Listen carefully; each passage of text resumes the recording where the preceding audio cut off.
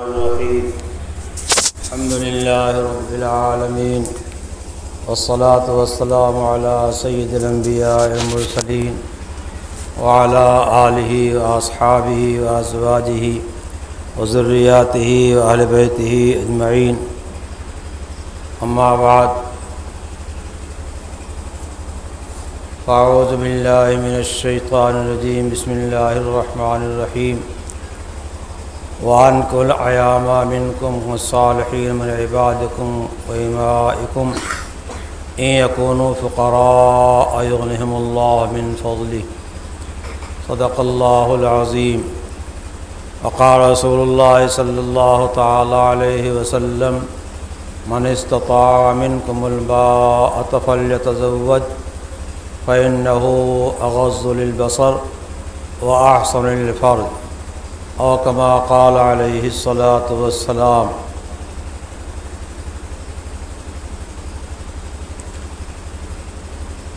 اللہ رب العالمین نے ابتدائے آفرینش سے ایک نظام قائم فرمایا ہے. حضرت آدم علیہ نبینا وعلیہ السلام کو پیدا فرمایا اور انہی سے حضرت حوا علیہ السلام کو پیدا فرما کر کے ان کی زوجیت میں داخل کیا.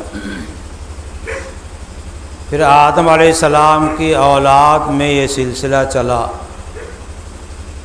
آدم علیہ السلام کے جو بیٹے بیٹی ایک ساتھ پیدا ہوتے تھے ان کا آپس میں نکاح نہیں ہو سکتا تھا، لیکن جو دوسرے بطن سے یعنی دوسری پیدائش سے پیدا ہوتے تھے تو اس پیدائش والے کا نکاح اس سے اور اس کا نکاح اس سے ہو جاتا تھا. چنانچہ قرآن کریم میں حابیل اور قابیل کا واقعہ ذکر کیا گیا ہے.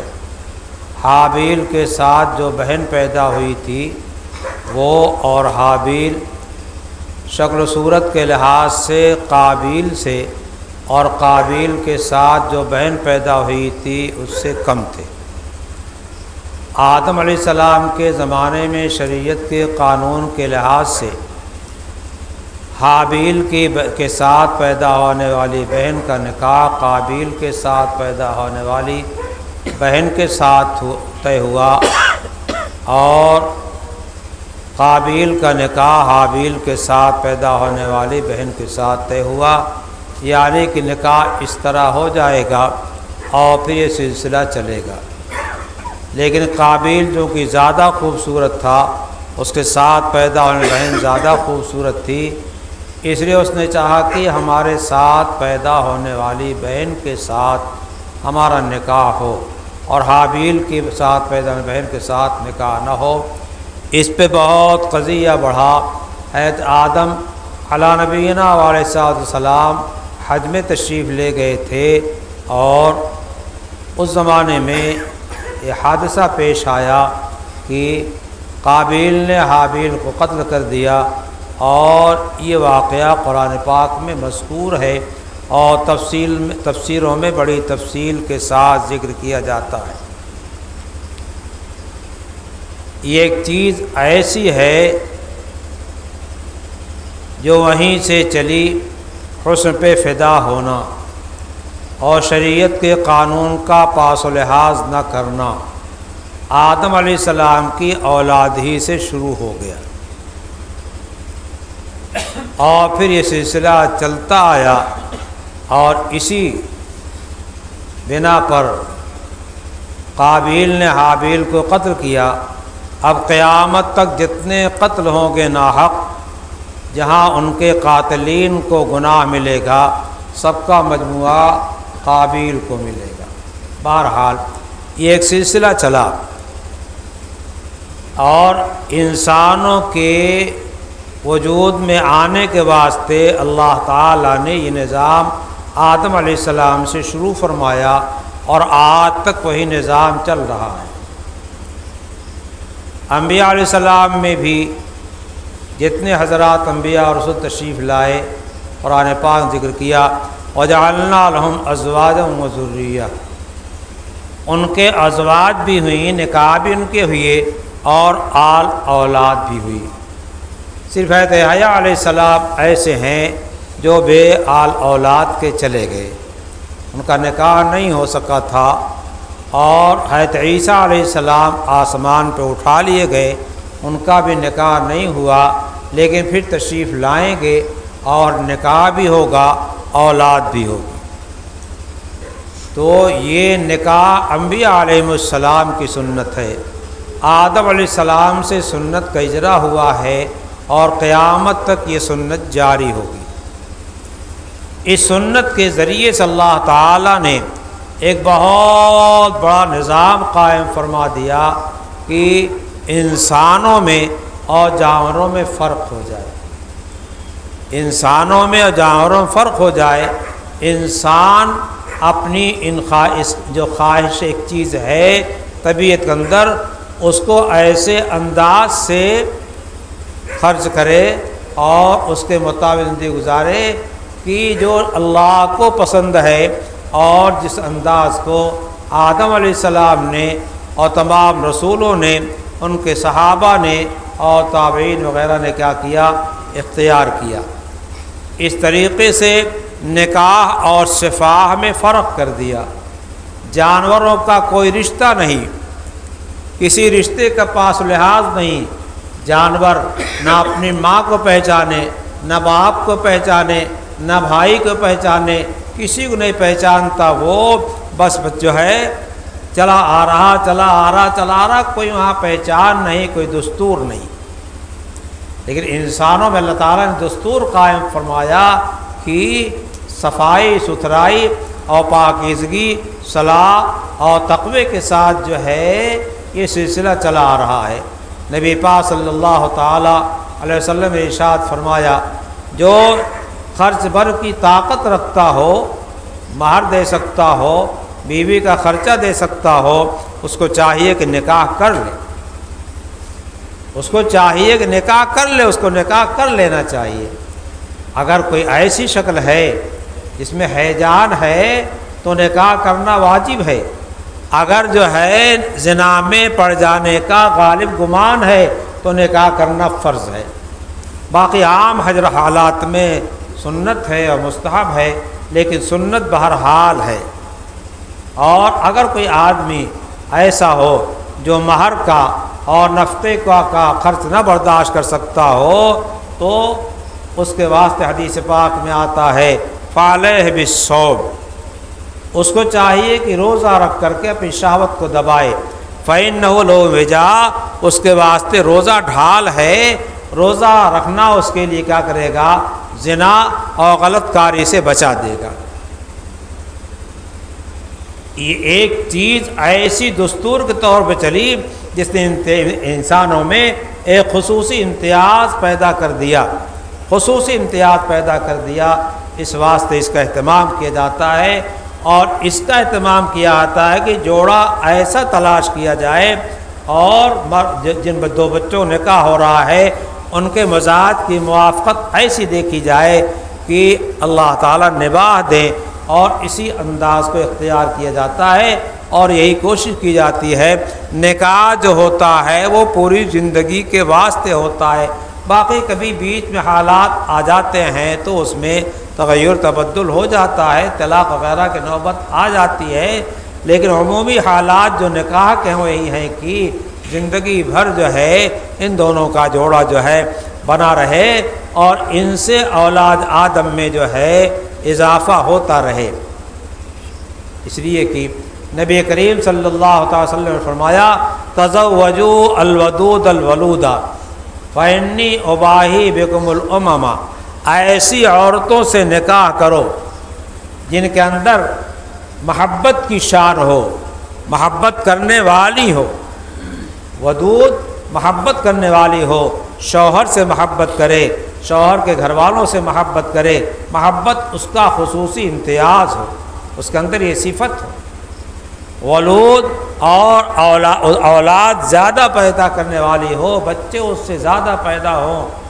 اس لحاظ سے خاندان وغیرہ دیکھا جاتا ہے کہ کس خاندان میں جو ہے بچے زیادہ ہوتے ہیں، اور کس خاندان میں کیا نام کی بہت سی عورتیں ایسی ہیں جن کی اولاد ہی نہیں.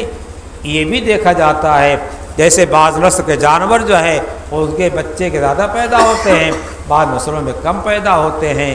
تو اولاد کا زیادہ ہونا مقصود ہے. اسی طریقے سے نکاح کا ایک مقصود جو ہے وہ تحصیل اولاد ہے، تحصیل اولاد ہے. اور سب سے پہلا مقصد تحصیل اولاد ہے تاکہ جو ہے انسان جو ہے بڑھیں. اور نبی پاک صلی اللہ علیہ وسلم چاہتے ہیں کہ ہماری امت میں کتنے جو ہے اللہ کے بندے پیدا ہو جائیں اور میری امت کتنی بڑی ہو جائے اور اللہ کے نام لینے والے اللہ کے بات کرنے والے کتنے زیادہ پیدا ہو جائیں. فرماتے ہیں تزوج الودود الولود فإنی اباہی بکم الامم. اور امتوں کے مقابلے میں مجھے امتیاز حاصل ہوگا کہ سب سے بڑی امت ہے تو مجھے خوشی ہوگی اور امتوں پر مجھے فخر حاصل ہوگا. فخر کے حضور صلی اللہ علیہ وسلم کے ہاں بڑائی نہیں ہے بلکہ اللہ کی نعمت پہ اللہ کے انعام پہ خوش ہونا یہاں ہے. اللہ کے نام خوش ہوں گے. بہت بڑی امت نبی پاک صلی اللہ علیہ وسلم عطا کی گئی. کیا اللہ نے رتبہ دیا؟ 23 سال کی نبوت کی زندگی ہے اور 23 سال کی نبوت کی زندگی میں اتنا زیادہ صحابہ کرام کو ماہر کر دیا کہ ان صحابہ کرام نے علوم کو آگے بڑھایا. آگے بڑھتے بڑھتے آج پوری دنیا میں وہ 23 سال علم جو ہے دوڑ رہا، چل رہا، پھر رہا ہے. اور ہمارے یہاں کسی مسئلے میں کسی اور کے سامنے جانے ضرورت نہیں ہے، کسی سے بھیک مانگنے ضرورت نہیں ہے. سارے قوانین کو، ساری چیزوں کو اصولی طور پر قرآن میں جمع کر دیا، حدیثوں جمع کیا، حدیثوں میں اصول بھی جمع کیا، جزئیات بھی بہت ساری جمع کر دیا.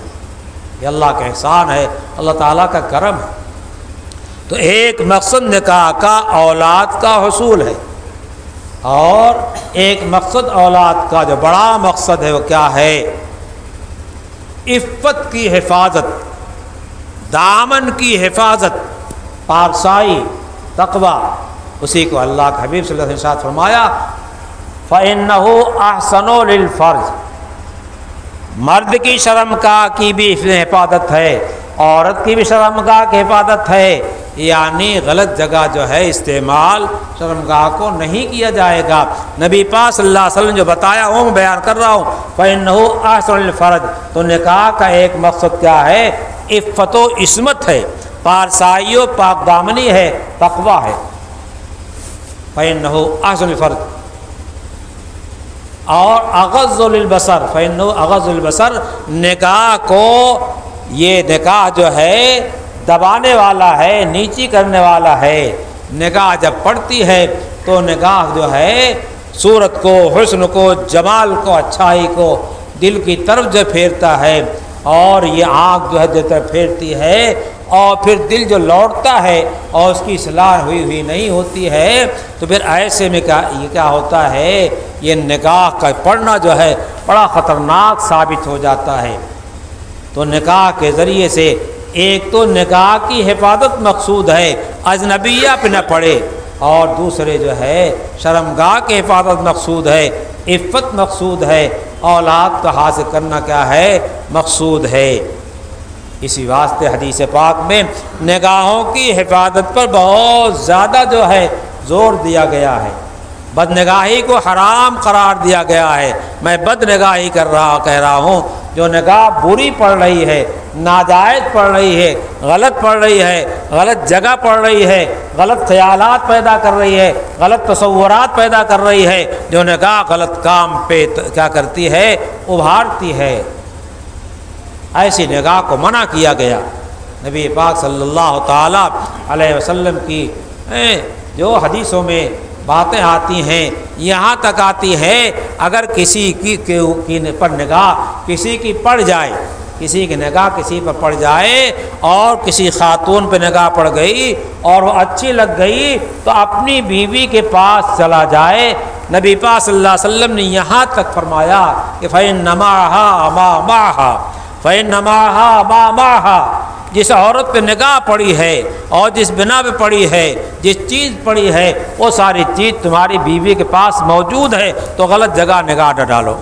تو نکاح کے ذریعے سے جو ہے پارسائی، تقوی، پرہیزگاری، عفت کا جو ہے درس دیا گیا ہے، سبق دیا گیا ہے۔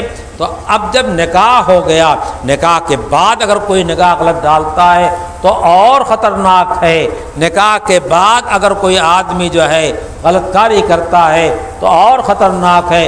شریعت کے اندر جو ہے اگر کوئی غیر شادی شدہ وہ زنا کرتا ہے تو اس کو 100 کوڑے مارے جاتے ہیں اور اس کے بعد اس کی سزا پوری ہو جاتی ہے۔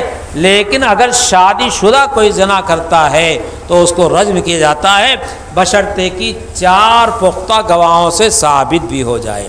ہمارے یہاں بہت آسان لوگ فیصلہ کر دیا کرتے ہیں، اگر 4 گواہ نہیں ملے، 4 گواہ گواہی دینے کے واسطے گئے اور ایک گواہ مکر گیا، 3 نے گواہی دیا اور 1 نے گواہی نہیں دیا، ان تینوں کو جنہوں نے کسی خاتون پر زنا کی تہمت لگائی ہے 80 کوڑے شریعت کے قانون کے مطابق لگائے جائیں گے۔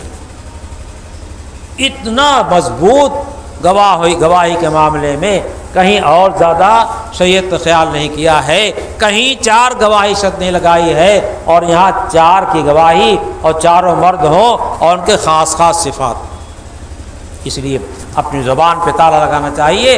ہم جس کو جو چاہتے کہہ دیا کرتے ہیں، نہیں، بہت ایک دم صاف کوئی کرے زنا کرتا دیکھے تب گواہی دے سکتا ہے، نہیں تو نہیں دے سکتا ہے۔ ایسا کون دیکھ پاتا ہے؟ بہرحال یہ نکاح جو ہے آنکھ کی حفاظت اور شرمگاہ کی حفاظت کے واسطے ہے اور اس کے ساتھ ساتھ جو ہے اولاد کی تحصیل کے واسطے ہے۔ ہر میاں بیوی یہ چاہتے ہیں کہ اولاد حاصل ہو، بیٹے ہوں اور بیٹیاں ہوں، اس کو ہر ایک چاہتا ہے، لیکن اللہ تعالیٰ نے جس کے واسطے جو مقدر فرما رکھا ہے اتنا ہی ملے گا۔ کتنے جوان ہٹے کٹے میاں بیوی، 2 اولاد 3 اولاد 1 اولاد، کتنے دبلے پتلے کمزور قسم کے اور میاں بیوی اور ان کے اولاد پہ اولاد آتی چلی جا رہی، اولاد پہ اولاد آتی چلی جا رہی۔ اولاد دینا اللہ کا کام ہے، کسی اور کا کام نہیں ہے۔ اللہ نے قرآن میں اعلان کیا ہے، یَهَبُ لِمَن یَشَاءُ إِنَاثًا وَيَهَبُ لِمَن یَشَاءُ الذُّکُورَ أَوْ يُزَوِّجُهُمْ ذُکْرَانًا وَإِنَاثًا وَيَجْعَلُ مَن یَشَاءُ عَقِیمًا۔ جس کو خدا چاہتا ہے ایک طرف سے بیٹے ہی بیٹے دیتا ہے، جس کو چاہتا بیٹیاں ہی بیٹیاں دیتا ہے، جس کو چاہتا دونوں دیتا، بیٹے بھی دیتا بیٹیاں بھی دیتا ہے، اور جس کو چاہتا ہے باج بنا دیتا ہے، اس سے کچھ نہیں ہو سکتا۔ تو یہاں وہاں ان کے یہاں جانے سے کام نہیں چلے گا۔ قرآن نے اعلان کیا ہے کہ یہ کام اللہ کرتا ہے اور اس چیز کو کسی اور کے حوالے نہیں کیا۔ قرآن نے اعلان کیا ہے الا لہ الخلق، تخلیق جو ہے اللہ کی خصوصی صفت ہے، کسی اور کی صفت نہیں ہے۔ اس لیے کہیں جا کر کے اور وہاں اولاد مانگ کے آؤ، مقدر میں ہوگی تو ہوگی، وہ نہیں دے سکتے ہیں۔ ابراہیم علیہ السلام اپنی نوجوانی کی زندگی میں نہیں لے سکے، پیغمبر تھے۔ حضرت زکریہ علیہ السلام اپنی جوانی کی زندگی میں نہیں لے سکے، پیغمبر تھے، اور اللہ نے اس زمانے میں عمر میں کیا دیا، اولاد دیا۔ ابراہیم علیہ السلام کو بھی کئی اولاد دیا، زکریہ علیہ السلام کو یحییٰ کو دیا اس زمانے میں جب حضرت زکریہ علیہ السلام کے داڑھی سر کے بال سفید ہو چکے تھے، حضرت ابراہیم علیہ السلام 100 سال کی عمر سے اوپر پہنچ چکے تھے، تو خدا پاک نے اولاد دیا۔ معلوم کیا ہوا؟ جو امید کا زمانہ تھا اس زمانے میں نہ زکریہ علیہ السلام لے سکے اور نہ ابراہیم علیہ السلام لے سکے، اور جو نا امیدی زمانہ آیا تو اللہ نے دونوں کو دے دیا۔ یہ دیکھ لیجئے، اللہ نے ان دونوں کا قصہ قرآن پاک ذکر کے بتا دیا کہ اولاد دینا میرا کام ہے، کسی ولی کا کام نہیں ہے، کسی نبی کا کام نہیں ہے۔ اگر ولی کا کام ہوتا تو نبی سے بڑا کوئی ولی نہیں ہوتا، اگر نبی کا کام تھا تو یہ تو بڑے بڑے نبی ہیں، یہ اللہ سے اولاد نہیں لے سکے۔ اس لیے جو جگہ جگہ جا کے ماتھا ٹیکتے ہیں، ایسی جگہوں پر ٹیکتے ہیں، کسی نے کیا نام کی کہیں چادر اڑا دیا اور تھوڑا سا اینٹا گھیر دیا، کہیں کوئی نہیں ہے، کہاں سے آ گئے صاحب؟ اصل یمن سے آئے ہیں، عراق سے آئے ہیں اور خواب میں آ گئے تھے، وہاں بیٹھ گئے تمہارے واسطے۔ یہ چیزیں کیا ہیں؟ یہ فرضی افسانے ہیں اور لوگوں کو بیوقوف بنانے کے ہیں، شرکیات میں مبتلا کرنے کے ہیں۔ پوچھو صاحب یہ پیر صاحب کہاں سے آئے؟ کہاں صاحب پیر از غیب ہیں، پتہ نہیں کہاں سے آئے ہیں۔ اس طرح کی باتیں جو ہے کانوں پڑتی رہتی ہیں اور بہت دیکھا گیا ہے۔ ایک جگہ کے متعلق معلوم ہوا کہ ایک صاحب نے کچھ اینٹیں گھیری اور اس کے بعد چادر اڑا دیا اور اس کے بعد کہا یمن سے آئے ہیں ایک صاحب، یہاں یمن سے آ گئے، ان کو یمن جگہ نہیں مل رہی تھی، چموٹری کنارے آ گئے۔ اللہ خیر فرمائے۔ اس طرح کے حالات جو چل رہے ہیں، اس واسطے اس کا دھیان دینا چاہیے کہ اولاد مانگے اللہ سے مانگے۔ اللہ اولاد دے کر کے بھی جنت کے اعلیٰ مقام دے سکتا ہے، اولاد نہ دے کر کے بھی جو صبر پہ ہمیں اللہ دینا چاہتا ہے، صبر کا ایسا ہے کہ اس کی کوئی اللہ تعالیٰ نے قیمت ہی نہیں بیان کیا ہے، اتنی آگے اس کی قیمت ہے۔ انما یوفی الصابرون اجرهم بغیر حساب، صابرین کو ان کا پورا بدلہ دیا جائے گا۔ کتنا دیا جائے گا اس کا کوئی حساب تم نہیں لگا سکتے ہو، کوئی شمار نہیں کر سکتے ہو۔ اس واسطے اس کا اہتمام کیا جائے کہ اولاد کو غیر سے نہ مانگا جائے، اور جب اللہ تعالیٰ دے گا ہو جائے گی۔ اور شادی کے بعد جہاں سال پورا ہوا، 11-12 مہینہ جو ہے گزرا، تہاں ہر قسم کی تحقیقات شروع ہو جاتی ہیں، ڈاکٹروں کے ہاں تحقیقات شروع ہو جاتی ہیں، مزارات پہ جانا شروع کر دیتے ہیں، دعا تعویذ شروع ہو جاتی ہے۔ ارے خدا سے مانگو، دے گا تو خدا دے گا، کوئی اور نہیں دے سکتا ہے، مانگو تو خدا سے مانگو۔ اسی طریقے سے شادی بیاہ کی یہ چیزیں جو ہیں نبی کریم صلی اللہ تعالیٰ علیہ وسلم نے حضرت فاطمہ رضی اللہ تعالیٰ عنہا کا نکاح کیا، جو آپ کی سب سے چہیتی بیٹی تھیں۔ جب آپ ان کے گھر جاتے تھے وہ ہاتھ پکڑ کے مصافحہ کرتی تھیں، اپنی جگہ بٹھاتی تھیں، اور جب کیا نام کی حضرت فاطمہ جاتی تھیں تو حضور مصافحہ کرتے تھے، اپنی جگہ بٹھاتے تھے۔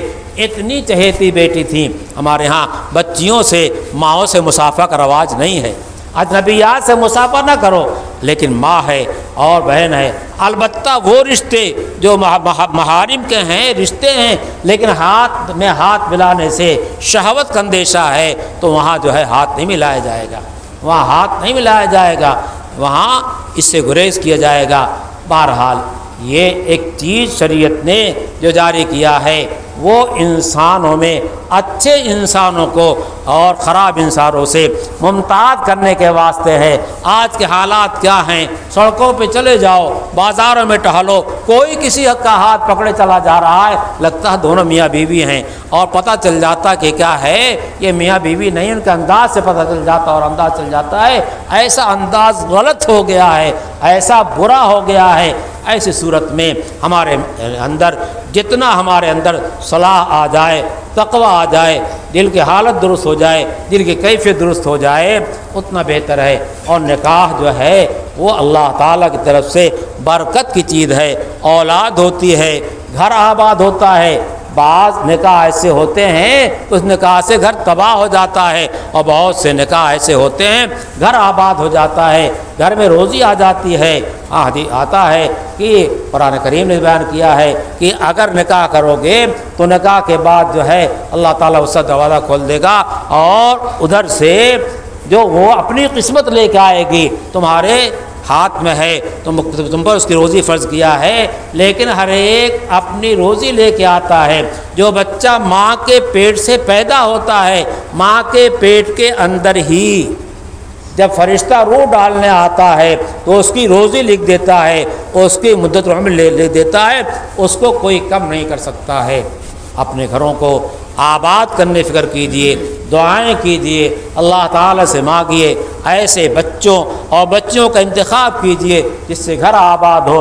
گھر کی آبادی کس سے ہوگی؟ سنتوں سے ہوگی، اللہ تعالیٰ کے ذکر سے ہوگی، اللہ کی یاد سے ہوگی، اللہ کے احکام کے پہچاننے سے ہوگی۔ اللہ کے حبیب پاک صلی اللہ علیہ وسلم نے ایک بڑا مختصر جملہ ارشاد فرمایا ہے، ان اعظم النکاح برکتاً ایسرہ مؤونۃ۔ جتنی برکت چاہتے ہو، جتنی اللہ کی رحمت اپنے گھر میں اتارنا چاہتے ہو، اتنی آسان ہلکا پھلکا نکاح کر لو۔ جیسے حضرت فاطمہ رضی اللہ عنہ نکاح ہوا، حضرت فاطمہ رضی اللہ عنہا کا نکاح کیسے ہوا؟ حضرت علی مجلس موجود نہیں ہے، حضور نے فرمایا ایک صحابی سے کہ دیکھو فلاں ہیں، دیکھو فلاں ہیں، دیکھو فلاں ہیں، دیکھو فلاں ہیں۔ جو لوگ وقت مل گئے اور وہ لوگ آ گئے اور نکاح ہو گیا۔ حضرت علی حضور صلی اللہ علیہ وسلم کے کسی کام سے گئے ہوئے تھے، حضرت علی بھی آئے اور حضرت علی نے بھی قبول کر لیا۔ حضور صلی اللہ علیہ وسلم حضرت علی کے ولی تھے اور حضرت فاطمہ کے بھی ولی تھے، دونوں کے ولی تھے۔ اتنا آسان نکاح ہم لوگوں نے بہت مشکل بنا دیا، رواج نے رسم مشکل بنا دیا۔ ہمیں یہ دیکھنا چاہیے، نبی پاک صلی اللہ علیہ وسلم نے ارشاد فرمایا ہے من تمسک بسنتی عند فساد امتی فلہ اجر 100 شہید۔ جو میری سنتوں کو مضبوطی سے پکڑے گا، تھامے اس پہ عمل کرے گا، اس وقت میں جب امت میں فساد پیدا ہو چکا ہوگا۔ امت کا فساد کیا ہے؟ من تمسک بسنتی ہی اس کو بیان کر رہا ہے کہ سنت کی خلاف ورزی ہوگی، سنتوں کو توڑا جائے گا، سنتوں کو چھوڑا جائے گا، سنتوں کا مذاق اڑایا جائے گا، سنت کا اہتمام نہیں کیا جائے گا۔ ایسے وقت میں جو سنت کے مطابق اپنے ہر کام کرے گا، اللہ تعالیٰ اس کو 100 شہیدوں کا ثواب عنایت فرمائیں گے۔ اللہ ہمیں اور آپ کو سب کو سنت کے مطابق اپنے تمام کاموں کو، اپنے تمام مشورتوں کرنے کی توفیق نصیب فرمائے۔ خلاف سنت عمل سے تمام مسلمانوں کی اللہ حفاظت فرمائے۔ اللہم صلی علی سیدنا مولانا محمد وعلی آل سیدنا مولانا محمد وبارک وسلم تسلیما